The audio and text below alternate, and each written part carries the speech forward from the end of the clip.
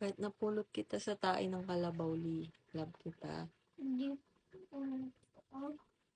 Paano ako hindi ko nariya?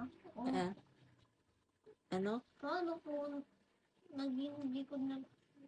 Paano ako naging hindi ko kung hindi... Siyempre, tinuring na kitang anak. Kaya di ko ka na niriya. Okay lang kahit ampon. Importante, mahal ka namin. Dalawang beses lang ako nanganak. Una si Kuya, sunod si Ria. Hindi ko na si Ria. Hindi ate na si Ria. Ba't siya magiging ate? Wala naman sumunod sa kanya. Di ba, nanganak ako kay Kuya. Pagkapanganak ako kay Kuya, mabot siya ng 4 years old, tas ikaw nakita ka namin sa tae ng kalabaw. Tapos, inampon kita. Hindi paano po na lang yung birthday ko po. September 8 kita napulot sa tae.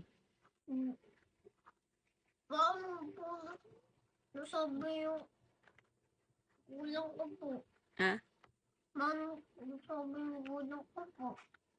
Eh kami na nga magulang mo kasi nga napulot ka namin sa tae. Puro tae ka pa nga nun. Kinakain mo na yung tae ng kalabaw eh. Hindi po. Punong-puno ka na ng tae nun eh. Tapos sabi ko, ay, may baby. Kumakain ng tae. Kunin natin. Tapos nakita ko, ang cute, ang pogi. Eh di inalagaan kita. Ngayon, lumaki ka na.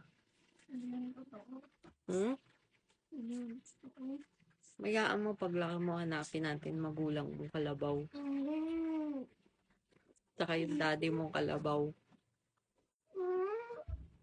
Ha?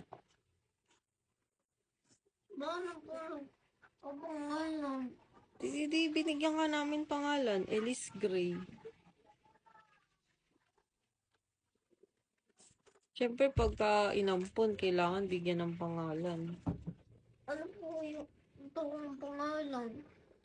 Ang pangalan mo, anak ng kalabaw. Hindi, ma'am. Hindi naman yung pangalan eh. Nakalagay dun. Nakalagay dun eh, anak ng kalabaw. Ampunin nyo na kasi yung kalabaw busy. Busy yung kalabaw. Manganganak ulit yung kalabaw. Punta ng bukid. Kaya kinuha namin. Kaya mo paglaki mo malala.